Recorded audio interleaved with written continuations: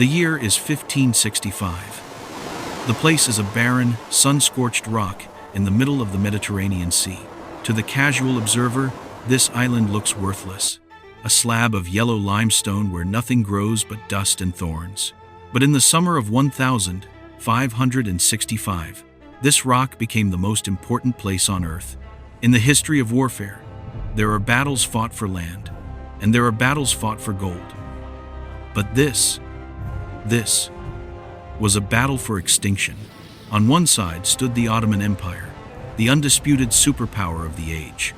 They sent an armada of nearly 200 ships and 40,000 elite soldiers, the finest army in the world, to wipe a small order of warrior monks off the face of the earth. Defending the island were just 500 knights of Street John and a few thousand local militiamen. The math was simple. It was suicide. The military experts of Europe looked at the maps and gave the island 3 days. They said resistance was impossible. They said the cross would fall and the crescent would fly over the center of the Mediterranean. But the experts were wrong. The siege didn't last 3 days. It lasted 4 months. 4 months of the most brutal, industrial-scale violence humanity had ever seen. It was a conflict so fierce that the waters of the Grand Harbor turned red with blood. In this documentary, we are not just going to tell you who won and who lost. We are going to break down how they survived. You will learn the tactical genius of 16th century siege warfare, how the knights used the geometry of star forts to turn crumbling walls into lethal killing zones. You will witness the psychological terror of the era. This was a war where biological weapons poisoned the wells, where headless bodies were used as ammunition, and where hoops of fire were used to cook men alive inside their own armor. But most of all, you will see the power of belief. You will see how a 70-year-old Grand Master, Jean de Valette, refused to surrender even when his walls were dust, proving that the strongest fortification is not made of stone, but of the human will. This is the story of the last stand of Europe. This is the Great Siege of Malta, where 500 knights stood their ground against 40,000 Ottoman Muslims. And this is True Battlefield Chronicles. To understand why 40,000 men descended on this tiny island, we first have to understand the two giants who were staring each other down across the water. This was not a new war. It was the climax of a blood feud that had been raging for decades. On one side was Sultan Suleiman the Magnificent. By 1565, Suleiman was the most powerful man on the planet. He was the emperor of the Ottomans, the caliph of Islam, and the shadow of God on earth. Under his reign, the Ottoman Empire had expanded in every direction. His armies had smashed the Hungarians. His fleets controlled the Red Sea and the Black Sea. He had pushed the borders of his empire all the way to the gates of Vienna. But there was one thorn in his side. One tiny, irritating group of fanatics that he just couldn't seem to kill. The Knights Hospitaller. Officially, they were the Order of Knights of the Hospital of St. John of Jerusalem. They were an ancient order, founded centuries earlier during the Crusades to care for sick pilgrims. But by the 16th century, they had evolved into something very different. They were aristocrats. They were monks. And they were deadly killers. They were the sons of the noblest families in Europe, French, Spanish, Italian, German, who had sworn vows of poverty, chastity, and obedience. But their true vocation was war.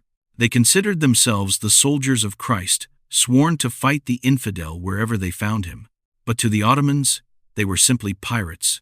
From their base on the island of Malta, the knights were running a state-sponsored piracy operation. Their sleek black galleys roamed the Mediterranean, attacking Ottoman trade ships, stealing their cargo, and enslaving their crews. They were choking the trade routes of the Ottoman Empire. They were kidnapping high-ranking officials. They were stealing the Sultan's own goods.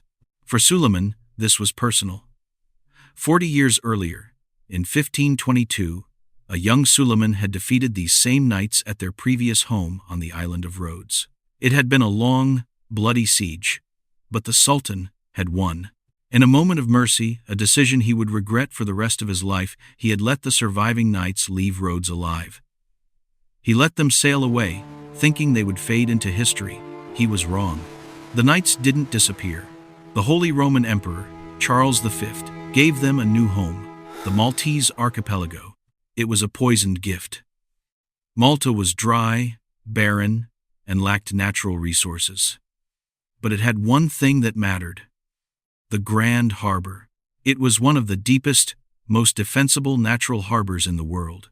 From here, the knights rebuilt their strength, and from here, they resumed their attacks on Suleiman's ships. By 1564, the situation had become intolerable. The knights captured a massive Ottoman merchant ship belonging to the chief eunuch of the imperial harem. This was an insult to the Sultan's own household. His top generals and advisors came to him and said, "These sons of dogs have barked long enough." Suleiman, now an old man of 70 years, tired and ridden with gout, made his decision. He would not make the mistake of mercy again. He would finish what he started 40 years ago. But this invasion wasn't just about revenge. It was about strategy. Look at the map. Malta is the navel of the Mediterranean. It sits right in the narrow channel between Sicily and North Africa. Whoever controls Malta controls the sea. If the Ottomans took Malta, the knights would be destroyed. But more importantly, the Ottoman fleet would have a perfect, deep-water naval base in the heart of Europe. From Malta, they could launch an invasion of Sicily. If Sicily fell, Naples would be next. And from Naples, the road led straight to Rome. The Pope knew it. The kings of Europe knew it. This wasn't just an attack on an island. It was a dagger aimed at the heart of Christendom. In Constantinople, the forges burned day and night. The Golden Horn was filled with the sound of hammers as nearly 200 warships were prepared. Spies in the Ottoman capital sent terrified letters back to Europe, written in invisible ink. A mighty fleet is preparing. Its destination is Malta. On the island, the Grand Master of the Knights, Jean Parisot de Valette, read these reports with a grim calmness. De Valette was a man cut from granite. He was 70 years old, just like the Sultan. He had been a knight for nearly 50 years. He had fought the Ottomans his entire life. He had even been captured once and spent a year as a galley slave, rowing endlessly under the whip of a Turkish master. He spoke fluent Turkish. He knew how the enemy thought, and he knew they were coming. He looked at his crumbling walls. He looked at his treasury, which was nearly empty, and he looked at his men. He had fewer than 600 full knights. Even with the Spanish mercenaries and the Maltese militia, he could barely scrape together 6,000 to 8,000 men. Against them, the spies reported a force of at least 30,000 to 40,000. De Valette gathered his council and spoke words that would set the tone for the months to come. He didn't promise them victory. He didn't promise them glory. He promised them death. "It is the great battle of the cross and the Quran, which is now to be fought," he told them. "A formidable army of infidels are on the point of swooping down upon our island. We are the chosen soldiers of the cross, and if heaven requires the sacrifice of our lives, there can be no better occasion than this." On May 18th, 1565, the horizon turned dark. The sentries on Fort Street Elmo fired the warning gun. The Ottoman fleet had arrived. As the sun rose on May 19th, the locals watching from the cliffs of Malta saw a sight that turned their blood to ice. The sea was gone. In its place was a forest of white sails, 193 ships, 40,000 men. To understand the carnage that was about to follow, we have to look at the two armies. This wasn't just a clash of numbers. It was a clash of technologies. On the ramparts stood the knights. They were relics of a bygone age. In a world that was moving toward gunpowder and light infantry, the Knights of St. John were walking tanks. They fought in the Spanish style, heavily armored in 3/4 plate steel that was bulletproof against small-caliber fire. They carried heavy broadswords, steel maces, and pikes. They were the finest hand-to-hand combatants in Europe. In a narrow breach, shoulder to shoulder, a single knight was worth 10 ordinary men. They were the iron. Facing them on the beaches was the Ottoman army. If the knights were iron, the Ottomans were fire. Their core strength wasn't armor. It was discipline and volume. Leading the assault were the Janissaries. These were the Sultan's elite shock troops, kidnapped as Christian children, converted to Islam, and trained from boyhood to do one thing: kill. They wore distinctive white caps and long flowing robes, silk and cloth, not steel. They didn't fear death because their entire purpose in life was to die for the Sultan. They were arguably the first modern army in history. They were master snipers, wielding long-barreled muskets with terrifying accuracy. They moved in perfect silence, using hand signals, unlike the noisy, shouting European armies. Behind them came the Sipahis, the heavily armed cavalry, and the Ayalars, religious fanatics who smoked hashish before battle and threw themselves onto enemy swords with zero regard for their own lives, wearing nothing but animal skins. But an army needs a head, and the Ottoman head was divided. Suleiman had made a critical mistake. He split the command between two rivals. Mustafa Pasha, the commander of the army, was an old, brutal veteran of the Hungarian wars. Piali Pasha, the commander of the fleet, was young, arrogant, and a favorite of the Sultan's court. They hated each other. To settle their disputes, they were waiting for a third man, Dragut Reis. Known as the Drawn Sword of Islam, Dragut was the most feared pirate admiral in the Mediterranean. He was 80 years old, a tactical genius, and the only man Valette truly feared. But Dragut hadn't arrived yet. So Mustafa and Piali looked at the map. Malta is not a single rock. It is a puzzle. The key to the island is the Grand Harbor. Imagine a giant hand made of water, with fingers of land sticking into it. The knights had fortified 2 of these fingers. The first was Birgu, the headquarters. This is where Grand Master Valette lived, protected by the massive Fort Street Angelo. The second was Senglia, a working-class peninsula protected by Fort Street Michael. To take Malta, the Ottomans had to take Birgu, but there was a problem. Guarding the entrance to the harbor, sitting on the tip of a tiny, separate peninsula, was a third fort, Fort Street Elmo. It was a small, star-shaped fortification. It wasn't designed to hold off an army. It was just a watchtower with some cannons. The Ottoman engineers looked at it and laughed. They told Mustafa Pasha, "It is a small bone. We will crunch it in 3 days." Mustafa Pasha made his decision. Before attacking the main castles of Birgu and Senglia, he would secure his fleet by taking Street Elmo. He believed it would be a quick warm-up exercise, a morale booster for his troops. He ordered his heavy artillery to be unloaded. These weren't just cannons, they were monsters.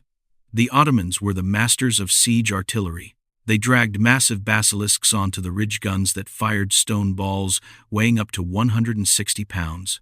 On May 24th, the bombardment began. The ground shook. Dust rose into the air and didn't settle for a month.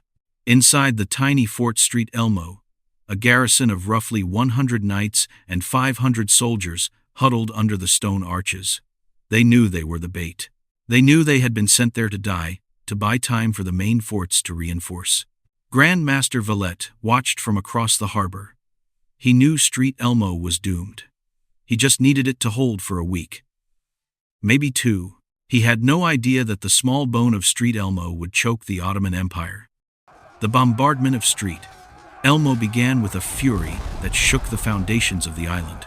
Day after day, the Ottoman basilisks pounded the soft limestone walls. The noise was so loud it was reportedly heard in Sicily, over 60 miles away. Inside the fort, the air was a choking fog of limestone dust and black powder smoke. The walls didn't just break, they evaporated. By the end of the first week, Street Elmo wasn't a fortress anymore. It was a pile of rubble. The Ottoman commanders, Mustafa and Piali, watched with satisfaction. They prepared their Janissaries for the final assault. They assumed the defenders were broken. They were wrong. When the Janissaries charged the rubble, screaming the name of Allah, they ran into a wall of steel. The knights in the breach didn't break formation. They stood shoulder to shoulder, their long pikes creating a porcupine of steel points. But the knights had a secret weapon, something the Ottomans hadn't planned for: Greek fire. The knights had specialized pyrotechnicians who had prepared a nightmare arsenal. As the Janissaries climbed the rubble, the defenders rained down Trump's hollow tubes that spewed liquid fire like flamethrowers. But the most terrifying weapon was the hoop of fire. It was a simple, diabolical invention. A large wooden hoop, wrapped in wool, soaked in boiling oil, brandy, and sulfur. The knights would light these hoops and roll them down the breach into the mass of attacking soldiers. The hoops were designed to do one thing: snag. They would catch on the flowing silk robes of the Janissaries. In a panic, the soldiers would try to brush them off, only to spread the sticky, burning jelly onto their skin. The fire burned so hot it could not be extinguished with water. The smell of roasting flesh filled the trenches. The elite shock troops of the Sultan burned alive in their thousands. For weeks, the cycle repeated. The cannons pounded the rubble by day. The Janissaries attacked by night. The knights burned them back. But inside the fort, the situation was desperate. The knights were exhausted. They were fighting in full plate armor, under the blazing Mediterranean sun. Men were dying of heatstroke inside their own steel shells. They sent a message to Grand Master Valette across the harbor. They begged to be evacuated. They said, "The fort is untenable. Let us come out and fight in the open." Valette's response was cold as ice. He knew that every day Street Elmo held out was another day for reinforcements to arrive from Europe. He told them, "No, you will not evacuate. You will die where you stand." To drive the point home, Valette sent 3 commissioners to the fort to evaluate if it could be held. When the commissioners arrived, the exhausted defenders showed them the crumbling walls and said, "Look, it is impossible." One of the commissioners sneered and said it could still be defended. The soldiers were furious. They grabbed the commissioner and shouted, "You think it's defendable? Fine, we will leave, and you can stay here and defend it." Shamed, the garrison accepted their fate. They realized there was no boat coming. They were dead men walking. They took communion, forgave each other their sins, and went back to the walls to die. But the Ottomans were suffering too, and on June 18th, they suffered their biggest loss of the war. Dragut Reis had finally arrived. The legendary pirate admiral took command of the siege and immediately tightened the noose. He built new batteries. He cut off the knights' supply lines. He was dismantling the defense piece by piece. But while inspecting a trench, a cannonball historians debate if it was a lucky shot from Street Angelo or friendly fire from his own guns struck the rock next to him. A shard of stone tore through his turban and pierced his skull. The drawn sword of Islam lay dying in his tent. But before he died, he heard the news he had been waiting for. On June 23rd, the feast of St. John's Eve, the end finally came. The walls were gone. The garrison was down to 60 men. The Janissaries launched an all-out assault from every side. It wasn't a battle anymore. It was a massacre. The surviving knights retreated into the chapel of the fort. They fought until their swords broke. When they couldn't stand, they fought on their knees. When they couldn't lift their arms, they used rocks.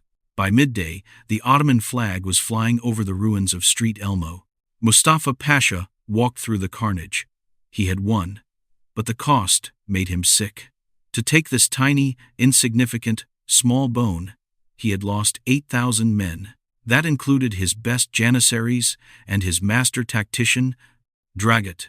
He looked across the harbor at the massive, towering fortress of Street Angelo, which he still had to conquer, and he uttered the famous line, "Allah, if so small a son has cost us so dear, what price shall we have to pay for the father?"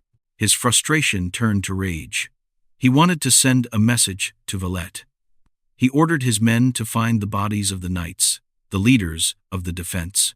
He had them decapitated. He had their chests cut open and their hearts ripped out. Then, in a final act of desecration, he nailed their bodies to wooden crosses. He pushed the crosses into the harbor and let the current drift them across the water toward the knights' headquarters. It was psychological warfare. He wanted the defenders of Burgu to see what awaited them. The sentries on the walls of Street Angelo watched in horror as the headless corpses of their brothers washed up against the rocks. The entire city of Burgu went silent. They looked to their Grand Master. Jean de Valette stood on the ramparts. He looked at the bodies. He didn't cry. He didn't pray. He turned to his commander and gave a simple order. Take all the Turkish prisoners we are holding in the dungeons. Bring them to the ramparts. The prisoners were dragged up to the walls. In full view of the Ottoman army, Valette had them all beheaded. But he didn't stop there. He ordered the cannons to be loaded. But instead of cannonballs, his men rammed the severed heads of the prisoners down the barrels. Boom! A volley of bloody heads rained down on the Ottoman camp. The message was clear. There would be no negotiations. There would be no surrender. There would be no mercy.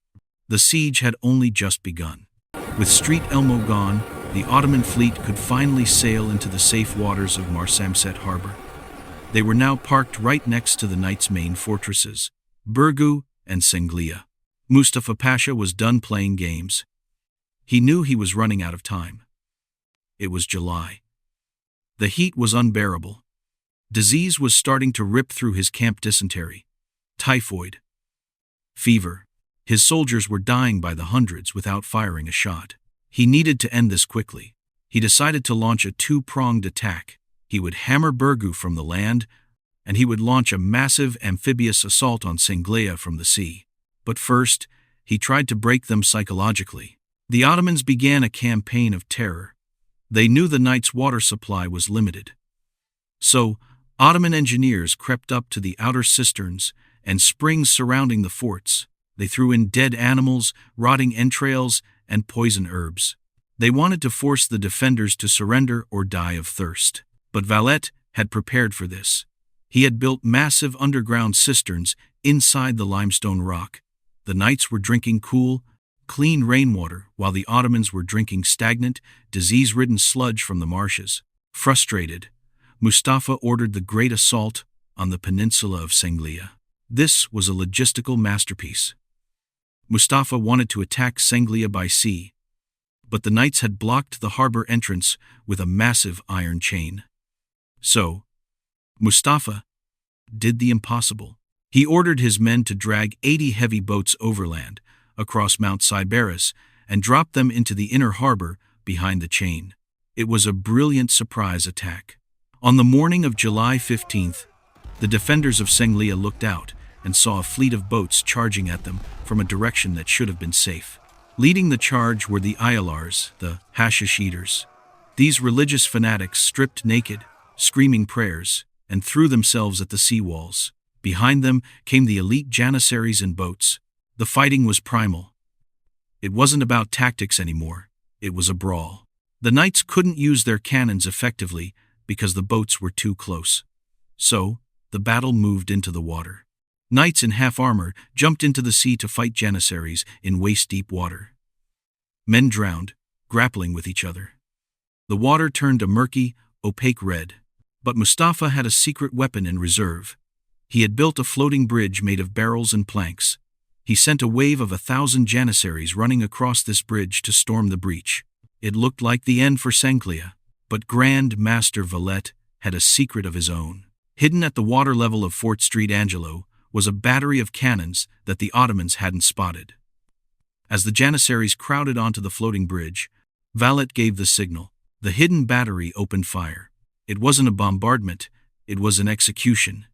5 cannons, loaded with grape-shot bags of nails and scrap metal, fired directly into the side of the bridge.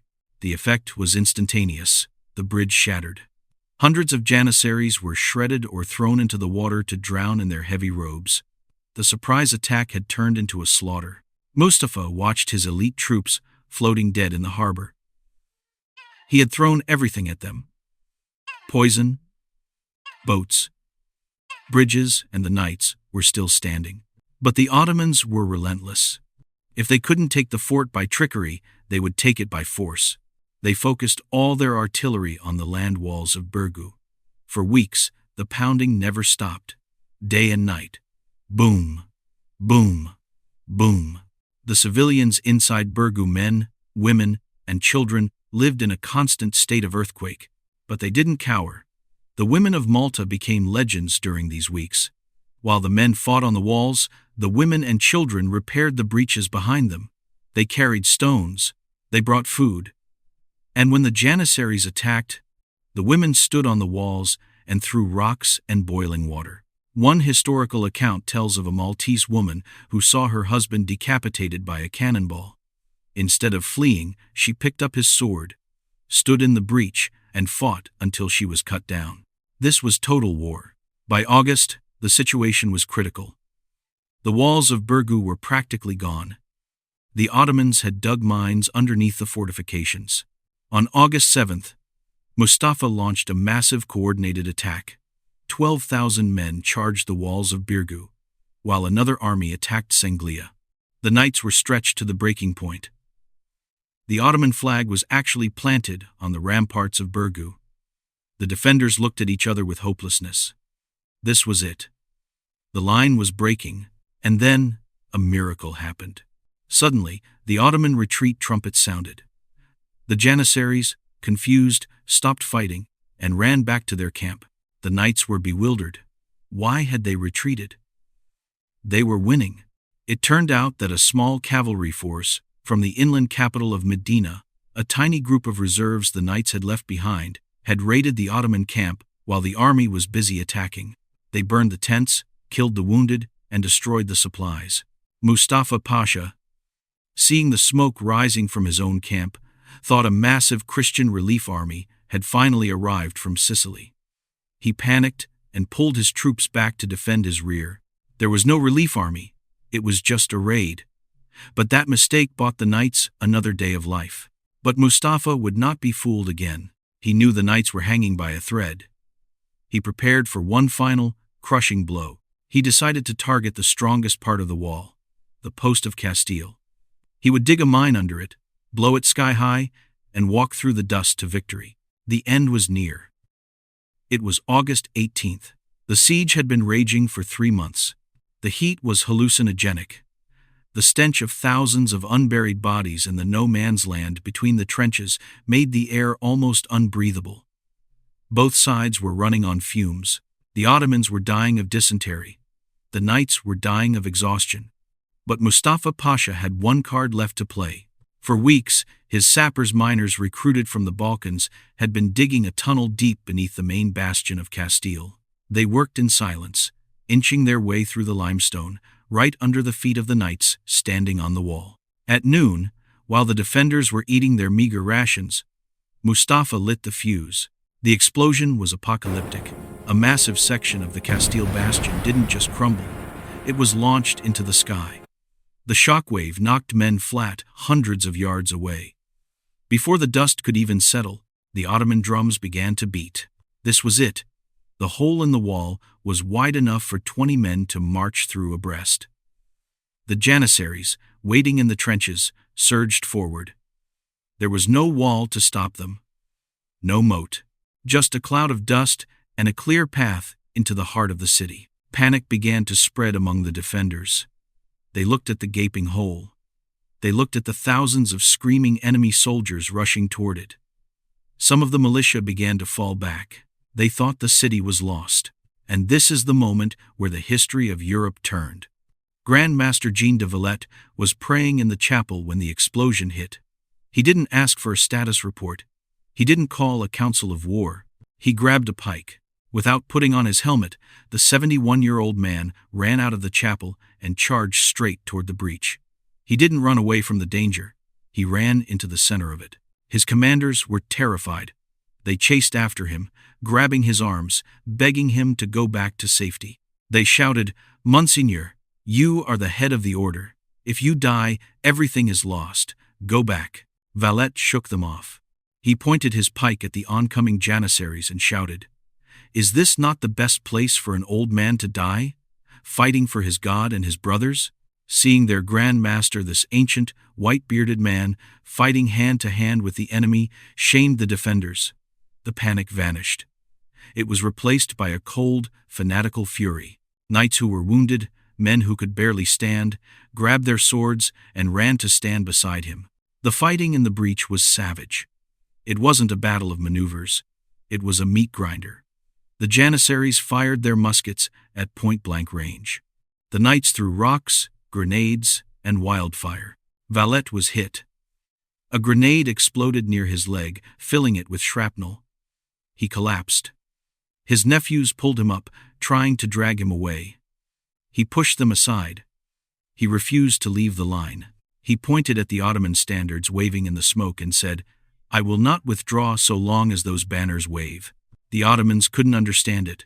They had blown the wall. They had the numbers. They had the firepower. But the Iron Men simply would not move. For hours, the battle raged over the same few yards of rubble. But as night fell, Mustafa Pasha looked at the mountain of dead bodies piling up in the breach, his own men, and realized he couldn't break them. He sounded the retreat. Valette had held the line. But the cost was terrifying. The garrison was decimated. The walls were gone. The knights were down to their last few barrels of gunpowder. They were eating rats and drinking dirty water. As August turned to September, the Grand Master looked out at the sea every morning, praying for a sail. But the horizon was empty. Inside the Ottoman camp, Mustafa Pasha was preparing for one final, total assault. He knew the knights were broken. He knew one more push would end it. The end wasn't just near. It was here. September 7th, 1565. The siege had been raging for 117 days. The Ottoman army was a shadow of the force that had landed in May. Of the 40,000 men who started the campaign, nearly 20,000 were dead from disease, combat, and heat. The survivors were demoralized. They were starving, and they were looking at the sky, watching the dark clouds of winter gathering. Mustafa Pasha knew he had lost. He began the slow, humiliating process of loading his heavy cannons back onto the ships. But fate had one last cruel twist for him. On the morning of September 8th, the feast of the Nativity of the Virgin Mary, a lookout on the cliffs of Gozo spotted them. Sails, not the crescent sails of the Sultan, but the square-rigged sails of Christendom. The Gran Soccorso, the Great Relief, had finally arrived. It was a fleet of 28 galleys from Sicily, commanded by Don Garcia de Toledo. They weren't carrying just anyone. They were carrying 8,000 men of the Spanish tercios. In the 16th century, the Spanish tercios were the equivalent of the U.S. Marines, or the SAS. They were professional, hardened killers who had spent their lives fighting wars in Italy and Flanders. They were fresh, they were well-fed, and they were furious. They had spent months waiting in Sicily, hearing stories of the atrocities committed against the knights. They wanted blood. The landing was a masterclass in amphibious warfare. The fleet didn't land in the Grand Harbor. They landed in the north, at Street Paul's Bay. When the news reached the Ottoman camp, panic, sheer, unadulterated panic, swept through the ranks. Mustafa Pasha made a fatal error. He thought the relief force was much larger than it actually was. He ordered an immediate, chaotic retreat to the ships. Thousands of Ottoman soldiers dropped their weapons, abandoned their tents, and ran for the beaches. But then, Mustafa learned the truth. His scouts told him, "It is only 8,000 men. We still outnumber them." Mustafa stopped the embarkation. He ordered his exhausted, sick, and terrified men to turn around and get back off the boats. He tried to form a battle line on the beach to face the Spanish. It was a massacre. The Spanish tercios crested the ridge and saw the Ottomans on the beach below. The Spanish commanders didn't even have to give the order to charge. The soldiers simply lowered their pikes, drew their swords, and ran down the hill. The collision was brutal.